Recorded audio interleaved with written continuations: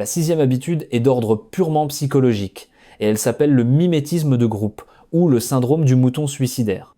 Imaginez la scène. Vous venez d'avoir le permis, vous êtes tout fier de votre nouvelle monture, et vous partez faire votre première vraie balade le dimanche après-midi avec des potes qui roulent depuis 5 ou 10 ans. Le rythme s'accélère un peu dans les virolos, et là, votre ego prend le volant.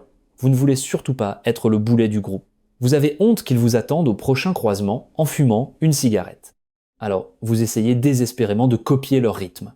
Vous freinez beaucoup plus tard que d'habitude, vous entrez dans les courbes avec des vitesses que vous ne maîtrisez pas, vous prenez des angles qui vous terrifient et vous basculez dans ce qu'on appelle la zone de survie.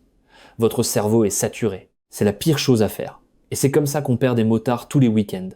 Rouler au-dessus de ces pompes pour épater les copains, ou par simple pression sociale, c'est le raccourci direct vers le fossé ou le pare-choc d'un tracteur.